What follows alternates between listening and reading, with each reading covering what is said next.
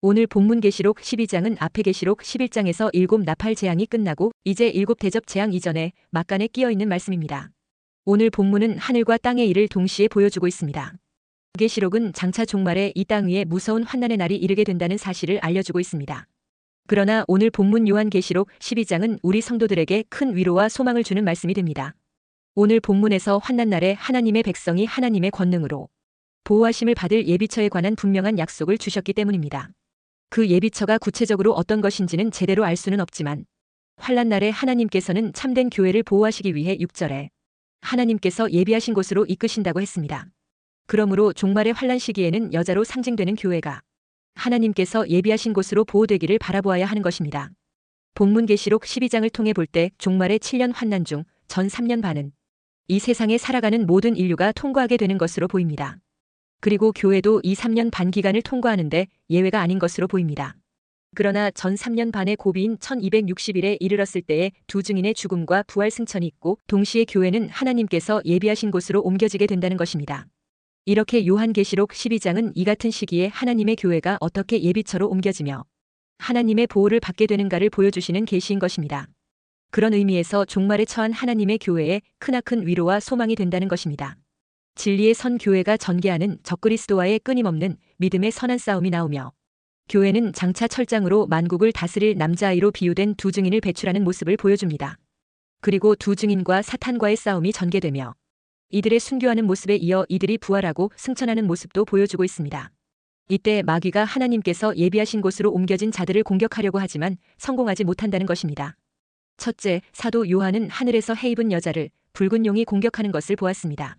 사도 요한은 하늘에서 아이를 낳은 여자를 공격하고 방해하는 용을 보았습니다. 지금 우리가 살고 있는 이 세상의 인간 역사는 무한정 끝도 없이 계속되는 것이 아닙니다. 인간의 역사에는 한계점이 있고 종착역이 있습니다. 그런데 이 역사의 최종 종착역에 이르게 하는 마지막 7년이 있는데 그 기간을 가리켜 우리는 7년 환난이라고 부르고 있습니다. 그리고 이 7년 환난 기간에서 두 증인의 예언 기간으로 보이는 전 3년 반은 하나님의 백성들을 후 3년 반의 대환난에서 보호하시기 위한 준비 기간으로 보아야 합니다.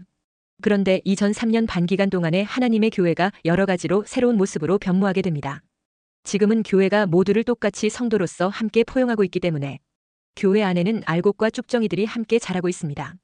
이것을 예수님이 마태복음 13장 씨 뿌리는 비유에서 말씀해 주셨습니다. 천국은 마치 좋은 씨를 제밭에 뿌린 사람과 같다고 하면서 알곡이 싹이 나고 결실할 때 거기에 가라지도 보였다고 했습니다. 그 가라지를 제거하기 위해 집에 있는 종들이 밭에 나가서 일하려 하자 주인이 말했습니다. 마태복음 13장 29절 30절에 주인이 이르되 가만두라 가라지를 뽑다가 곡식까지 뽑을까 염려하노라. 둘 다 추수 때까지 함께 자라게 두라. 추수 때에 내가 추수꾼들에게 말하기를 가라지는 먼저 거두어 불사르게 단으로 묶고 곡식은 모아 내 곳간에 넣으라 하리라 했습니다. 밭으로 비유된 교회는 앞으로 종말에 이르기까지는 알곡과 가라지가 함께 자라도록 두셨다는 것입니다. 그러나 7년 환난기에 이르러서는 알곡은 알곡대로 가라지는 가라지대로 나누신다는 것입니다. 우리는 가라지 반열에 설 것이 아니라 반드시 알곡 반열에 서야 할 것입니다. 본문 1절에 하늘에 큰 이적이 보이니 해를 옷 입은 한 여자가 있는데 그 발 아래에는 달이 있고 그 머리에는 12별의 관을 썼더라 했습니다. 여기 나오는 해를 옷 입은 한 여자는 빛을 지니고 있는 하나님의 교회를 말합니다. 해란 빛을 의미합니다. 교회는 그리스도의 몸이기 때문에 빛이신 그리스도의 모습을 지니고 있어야 합니다. 빛으로 옷을 입은 모습을 바로 세마포로 신부의 단장을 한 교회를 의미하기도 합니다. 계시록 19장 7절 8절에 우리가 즐거워하고 크게 기뻐하며 그에게 영광을 돌리세. 어린 양의 혼인 기약이 이르렀고 그의 아내가 자신을 준비하였으므로 그에게 빛나고 깨끗한 세마포 옷을 입도록 허락하셨으니 이 세마포 옷은 성도들의 옳은 행실이로다 하더라 했습니다. 그 발 아래에는 달이 있다 했는데 달이란 빛은 없지만 그 빛을 반사하기 때문에 그리스도의 빛을 반사해야 할 성도들을 가리킵니다. 해 입은 교회는 이처럼 그 해의 빛을 세상에 비추는 성도들로 형성된 교회입니다. 또한 그리고 여자의 머리에는 12별의 관을 썼다고 했습니다. 12별이란 예수님의 12사도를 말합니다. 12사도는 신앙의 기초를 말합니다. 우리들의 신앙은 12사도들의 신앙의 기초 위에 세워졌습니다. 이 여자가 쓴 면류관은 복음으로 승리한 교회를 의미하므로 승리의 확신을 주는 모습입니다. 그런데 계시록 17장 1절에 큰 음녀라는 다른 여자가 나옵니다. 이 음녀는 교회를 음행의 포도주에 취하게 만들어 하나님의 심판을 빠지게 만드는 미혹자입니다. 이 음녀 교회는 굉장히 큰 조직으로 세상의 모든 교회를 관장하고 세상 권세자들을 종교적으로 지배하고 있는 자입니다. 3절에 하늘에 또 다른 이적이 보이니 보라 한 큰 붉은 용이 있어. 머리가 7이요 뿔이 10이라. 그 여러 머리에 7 왕관이 있는데 했습니다. 여기서 붉은 용이 등장합니다. 이것은 사탄을 가리키는 말입니다. 이 붉은 용은 인류의 종말에 하나님을 대적하는 자로 자신의 화신과도 같은 적그리스도를 세상에 보냅니다. 그래서 이 짐승에 대하여 계시록 17장 3절에서 붉은 빛 짐승이라고 했습니다. 사탄은 이 자에게 42달간 일할 권세를 주면서 자기의 능력과 보좌와 큰 권세를 넘겨줍니다. 이처럼 붉은 용인 사탄은 그가 가진 모든 계책과 모략과 권세와 능력을 총동원하여 하나님을 대적하는 투쟁을 전개합니다. 특히 붉은 용이 하늘의 전쟁에서 미가엘에게 쫓겨난 이후 지상에 내려와서는 해를 옷 입은 여자인 교회와 그 여자인 교회가 낳은 아들인 두 증인들과 치열한 전쟁을 벌이게 되는 것입니다. 그리고 붉은 용에 대하여 3절에 머리가 7이요 뿔이 10이라 그 여러 머리에 7 왕관이 있다 했습니다. 7 머리는 적그리스도 때까지 역대의 하나님 대적자들로서 사탄이 부려먹던 인물들을 말합니다. 계시록 17장 10절에는 이 자들의 비밀을 밝혀주고 있는데 또 7 왕이라 5은 망하였고 하나는 있고 다른 하나는 아직 이르지 아니하였으나 이르면 반드시 잠시 동안 머무르리라 했습니다. 여기서 망하였다는 5 나라는 애굽, 아수르, 바벨론, 메데바사, 헬라를 가리킵니다. 그리고 다른 하나는 아직 이르지 아니하였다는 나라는 로마를 말하는데 말세에 로마의 정신을 계승하여 나타나 잠깐 동안 계속될 나라인 적그리스도와 그가 거느릴 짐승의 제국을 가리킵니다. 또한 4절에 그 꼬리가 하늘의 별 3분의 1을 끌어다가 땅에 던지더라. 용이 해산하려는 여자 앞에서 그가 해산하면 그 아이를 삼키고자 하더니 했습니다. 그 붉은 용의 꼬리, 즉 속임수로 하늘의 별 3분의 1, 즉 하늘의 별인 천사 3분의 1을 끌어다가 땅에 던져 타락시킨 것입니다. 붉은 용은 여자가 낳은 아들과 싸우고 여자는 용을 피하여 광야로 도망갑니다. 그러자 용은 광야에 도망간 여자를 공격하게 됩니다. 이렇게 쫓기고 쫓는 일련의 긴박한 상황이 전개되고 있습니다. 용이 여자가 낳은 아들을 공격하는 것은 예수님의 탄생과 핍박과 보호하심을 의미하는 동시에 교회가 낳은 복음 사명자를 핍박하는 것과 하나님의 보호하심을 상징적으로 묘사한다고 볼 수 있습니다. 4절에 용이 해산하려는 여자 앞에서 그가 해산하면 그 아이를 삼키고자 하더니 했습니다. 이것은 적그리스도와 두 증인과의 전쟁의 모습으로 볼 수도 있습니다. 계시록 11장 7절에 그들이 그 증언을 마칠 때에 무적행으로부터 올라오는 짐승이 그들과 더불어 전쟁을 일으켜 그들을 이기고 그들을 죽일 터인즉 했습니다. 5절에 여자가 아들을 낳으니 이는 장차 철장으로 만국을 다스릴 남자라. 그 아이를 하나님 앞과 그 보좌 앞으로 올려가더라 했습니다. 하나님의 교회에서 종말의 예언의 사명을 받아 진리를 따라 계시의 사명을 감당하는 두 증인들을 대적하며 용은 공격하게 됩니다. 그러나 아들로 비유되고 계시된 두 증인이 용의 공격으로 잠깐 패하여 처참하게 죽임을 당하지만 삼킴을 당하지는 않습니다. 두 증인은 죽었으나 사흘 만에 곧 하나님께로부터 생기를 받아 부활하게 됩니다. 이리로 올라오라는 주의 명령을 받고 하늘로 올려가게 되는 것입니다. 그러니까 두 증인이 1260일의 전 3년 반 사역을 마치고 순교하여 붉은 용에 의해 삼킴을 당할 뻔했지만 하나님의 권능으로 부활 승천하게 됩니다.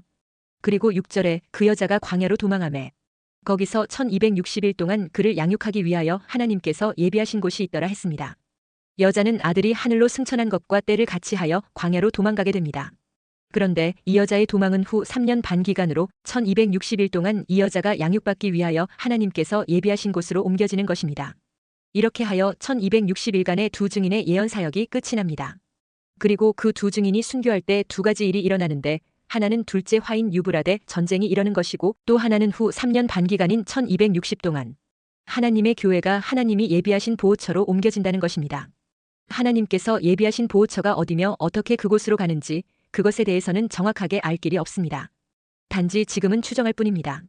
정확한 것은 그때 가봐야 알 수 있을 것입니다.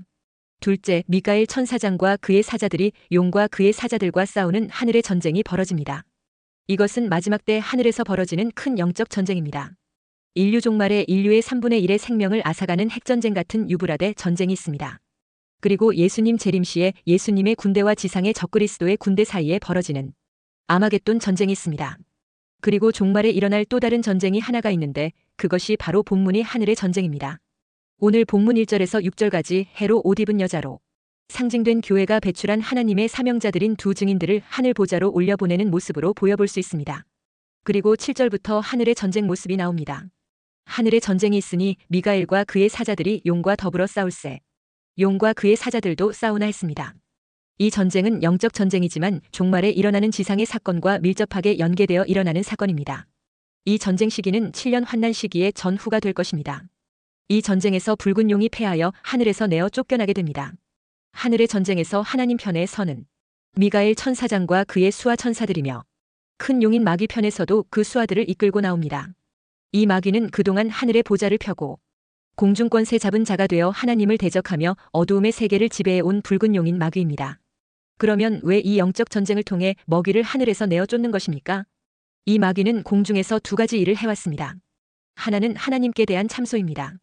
그리고 다른 하나는 세상에 대한 지배입니다. 하나님께서는 이제 때가 찼기 때문에 더 이상 마귀에게 그런 권세를 허락하시지 않으실 것입니다. 그러므로 이 마귀의 세력을 공중에서 제거하시려는 것입니다.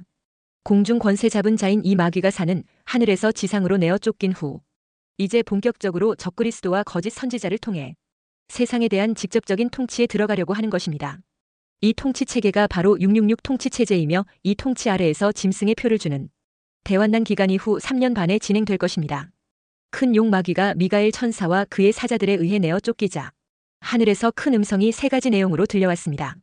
본문 10절에 내가 또 들으니 하늘에 큰 음성이 있어 이르되 이제 우리 하나님의 구원과 능력과 나라와 또 그의 그리스도의 권세가 나타났으니 우리 형제들을 참소하던 자 곧 우리 하나님 앞에서 밤낮 참소하던 자가 쫓겨났고 했습니다. 이 하늘의 음성은 사탄의 추방으로 인하여 하나님의 심판이 본격적으로 이루어져 곧 그리스도와 그의 나라인 천년 왕국이 세워질 것을 기뻐하여 외치는 하늘의 음성입니다. 그리고 11절에 또 우리 형제들이 어린 양의 피와 자기들이 증언하는 말씀으로써 그를 이겼으니 그들은 죽기까지 자기들의 생명을 아끼지 아니하였도다 했습니다. 사탄과 싸우는 하늘의 영적 전쟁에서는 어린 양의 피가 아니고는 승리할 수 없습니다. 마귀가 아무리 하나님 앞에 터무니없는 참소를 해도 어린 양의 피로 용서받은 우리의 죄는 더 이상 정죄받지 않기 때문에 마귀는 더 이상 힘을 쓰지 못하는 것입니다. 그리고 또 12절에 그러므로 하늘과 그 가운데에 거하는 자들은 즐거워하라. 그러나 땅과 바다는 화 있을진저 이는 마귀가 자기의 때가 얼마 남지 않은 줄을 알므로 크게 분내어 너희에게 내려갔음이라 하더라 했습니다. 마귀의 축출은 하늘에 있는 성도들에게는 큰 즐거움이 됩니다. 그러나 이자로 인하여 이 땅에는 심판과 재앙이 임하게 되므로 화가 있게 될 것이라는 것입니다. 이 마귀로 인하여 교회가 입을 화는 첫째 화는 황충이 환난이 됩니다. 그리고 이자가 주도하는 통치로 인하여 지상에는 재앙이 그칠 날이 없게 된다는 것입니다.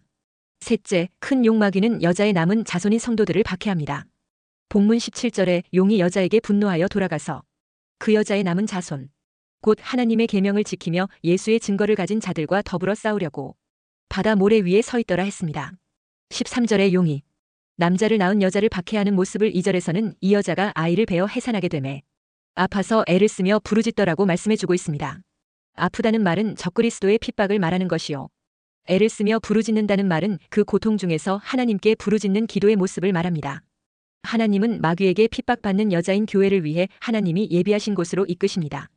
그래서 14절에 그 여자가 큰 독수리의 두 날개를 받아 광야 자기 곳으로 날아가 거기서 그 뱀의 낯을 피하여 한 때와 두 때와 반 때를 양육받음에 했습니다. 여기서 하나님이 예비하신 곳이 어디인가 하는 문제는 궁금하지만 자칫 사이비안 방향으로 나갈 수 있기 때문에 조심스러운 부분입니다. 6절에서는 여자가 광야로 도망하며 거기서 1260일 동안 그를 양육하기 위하여 하나님께서 예비하신 곳이 있더라 했습니다. 14절에 하나님의 권능인 큰 독수리의 두 날개를 받아서 우리를 그 예비처로 옮겨주신다고 말씀해주고 있습니다. 그곳으로 옮겨져서 한 때와 두 때와 반 때를 양육을 받는다고 했습니다. 이 일에 대하여 예수님은 마태복음 24장 40절에서 42절에 그때에 두 사람이 밭에 있음에 한 사람은 데려가고 한 사람은 버려둠을 당할 것이요 두 여자가 맷돌질을 하고 있음에 한 사람은 데려가고 한 사람은 버려둠을 당할 것이니라. 그러므로 깨어있으라 어느 날에 너희 주가 임할는지 너희가 알지 못함이니라 했습니다. 이 하나님께서 예비하신 곳을 본문 6, 14절에서 모두 광야라고 했습니다. 광야란 옛날에 이스라엘이 애굽에서 나오면서 가나안으로 들어가기까지 하나님의 인도하심을 받았던 그곳을 연상시켜주는 장소입니다. 또 광야란 농사를 짓거나 어떤 생업의 조건이 전혀 없는 그런 들판을 말합니다. 이곳은 오직 하나님의 권능만으로서만이 살아갈 수 있는 곳입니다. 그러므로 우리가 보호하심을 받을 하나님의 예비처는 과거 이스라엘 백성들을 낮에는 구름 기둥으로 밤에는 불 기둥으로 인도하셨던 것과 같습니다. 그리고 그들이 농사를 짓지 아니했어도 하나님께서 하늘에서 만나를 내리시어 먹이시고 반석에서 생수를 내어 마시게 했던 것처럼 양육하시는 것입니다. 그와 같이 그곳은 오직 하나님의 권능에 의하여 보호하심을 받을 수 있는 그런 장소를 의미하는 것으로 보입니다. 그리고 본문 15, 16절에 여자의 뒤에서 뱀이 그 입으로 물을 강같이 토하여 여자를 물에 떠내려가게 하려 하되 땅이 여자를 도와 그 입을 벌려 용의 입에서 토한 강물을 삼키니 했습니다. 이것은 하나님께서 예비하신 곳을 사단 즉 적그리스도가 공격을 감행할 것을 보여줍니다. 그러나 하나님의 권능에 의해 이 같은 공격이 수포로 돌아간다는 것을 말해주고 있습니다. 적그리스도는 해로 옷 입은 여자가 하나님의 예비처에서 하나님의 특별하신 보호를 받고 있는 사실을 알고 있습니다. 16절에 땅이 여자를 도와 그 입을 벌려 용의 입에서 토한 강물을 삼킨다는 것은 하나님의 기적적인 역사로 보호하신다는 것입니다. 그러자 17절에 용이 여자에게 분노하여 돌아가서 그 여자의 남은 자손 곧 하나님의 계명을 지키며 예수의 증거를 가진 자들과 더불어 싸우려고 바다 모래 위에 서 있더라 했습니다. 용이 분노한 것은 하나님께서 예비하신 곳에서 보호를 받는 하나님의 교회를 공격하려는 적그리스도의 노력이 수포로 돌아갔기 때문입니다. 그들은 그 공격의 화살을 찾다가 급기야 그 여자의 남은 자손에게로 돌리게 됩니다. 그러면 여기서 그 여자의 남은 자손이 누구일까요? 여자, 즉 교회는 아닐 것입니다. 그리고 이 대상은 여자가 낳은 아들도 아닙니다. 아들은 이미 하나님께서 예비하신 곳인 하늘 보좌로 올려간 것입니다. 그러면 여자의 남은 자손이란 누구를 의미하는 것입니까? 이들은 후 3년 반 1260일간 하나님의 예비처에서 보호를 받지 못하고 대환난 중에 떨어진 성도들을 의미한다고 보아야 할 것입니다. 하나님께서 예비하신 곳에 대한 적그리스도의 공격은 후 3년 반에서 있을 일입니다. 그런데 그 후 3년 반의 대환난 시기에 적그리스도의 공격을 받을 수 있는 여자의 남은 자손이 적그리스도의 통치하에 있다는 것입니다. 이들이 불신자들이 아닌 이유는 17절에 한 사람은 버려둠을 당할 것이니라 곧 하나님의 계명을 지키며 예수의 증거를 가진 자들이라고 한 표현에서 명백해집니다. 그러면 이들은 왜 예비처에 들어가서 보호를 받지 못하고 대환난 가운데 떨어져 적그리스도의 핍박을 받아야 하는 처지가 되었을까요? 종말 시에 우리가 재림하시는 예수님을 영접하려면 신부 단장을 갖추어야 합니다. 여기서 알아야 할 것은 이 신부 단장과 구원과는 별개의 문제라는 것입니다. 그러면 신부 단장이란 무엇이며 왜 신부 단장을 해야 주님을 맞이할 수 있는 것입니까? 우리가 주님 앞에 서는 방법은 두 가지가 있습니다. 하나는 세상 살다 죽은 후에 천국에 올라가 영으로 주님을 만나는 것입니다. 이때는 우리가 주님 만나는데 하등의 장애 요소가 없습니다. 왜냐하면 우리 육신이 죽으면 모든 죄악의 요소가 육신의 죽음으로 완전히 끝나기 때문입니다. 그래서 더 이상 영은 육신의 영향을 받지 않습니다. 더구나 그리스도인들의 영은 온전히 거룩하기 때문에 영으로 천국에 가서 주님을 만나는 일에 아무 장애가 없습니다. 그러나 재림하는 주님 앞에서 육신을 가지고 만나는 것은 다릅니다. 재림 주님 앞에 서는 것이 주님 앞에 서는 두 번째 방법입니다. 우리 육신에는 죄로 인한 더러움이 있습니다. 그래서 베드로는 베드로후서 3장 14절에 그러므로 사랑하는 자들아 너희가 이것을 바라보나니 주 앞에서 점도 없고 흠도 없이 평강 가운데서 나타나기를 힘쓰라 했습니다. 그러면 어떻게 그리스도인들이 점도 없고 흠도 없는 몸을 가지고 주님 앞에 설 수 있습니까? 이 일에 대하여 성경에서는 어린 양 앞에 서 있는 흰옷 입은 수많은 무리들에 대하여 계시록 7장 14절에서는 이는 큰 환난에서 나오는 자들인데 어린 양의 피에 그 옷을 씻어 희게 하였느니라 했습니다. 성도의 회개는 주님 앞에 설 수 있는 의의 흰옷으로 인정을 받게 되는 것입니다.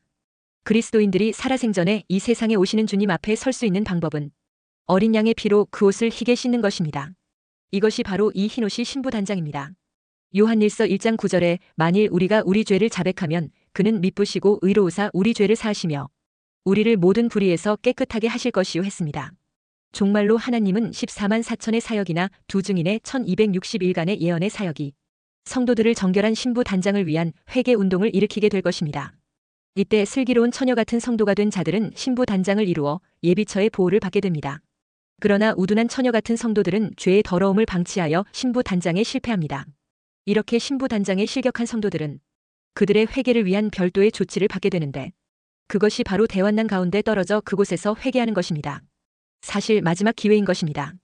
그러므로 본문 17절에 그 여자의 남은 자손이란 두 증인의 예언 기간인 전 3년 반 기간에 회개하지 못하고 후 3년 반인데 환난에 떨어진 성도들을 가리키는 것입니다. 이들은 이미 영적으로 구원을 받은 성도들이지만 육신을 가지고 재림하시는 주님을 만나는 실패합니다. 그 이유는 어린 양의 피로 씻은 흰옷을 입는 신부 단장에 실패했기 때문입니다. 그래서 적그리스도 치하 세상에 낙오된 것입니다. 그렇기 때문에 하나님께서 이들에게 거룩한 이 옷을 입혀주시기 위해 대환난 가운데 떨어뜨리신 것입니다. 그래서 예수님은 이렇게 충고합니다. 누가복음 21장 34절에서 36절에 너희는 스스로 조심하라. 그렇지 않으면 방탕함과 술취함과 생활의 염려로 마음이 둔하여지고 뜻밖의 그날이 덫과 같이 너희에게 임하리라. 이날은 온 지구상에 거하는 모든 사람에게 이 말이라. 이러므로 너희는 장차 올 이 모든 일을 능히 피하고 인자 앞에 서도록 항상 기도하며 깨어있으라 하시니라 했습니다. 그러므로 항상 자신을 죄를 살펴 회개하는 기도에 깨어있어야 합니다. 그리하여 의의 두루마리 옷이 더러운 상태가 되지 않도록 하여 신부 단장에 늘 흠이 없어야 합니다. 그렇게 하기 위해 날마다 스스로 살펴 회개하고 성결과 거룩의 삶을 추구하게 되시기를 주의 이름으로 축원합니다.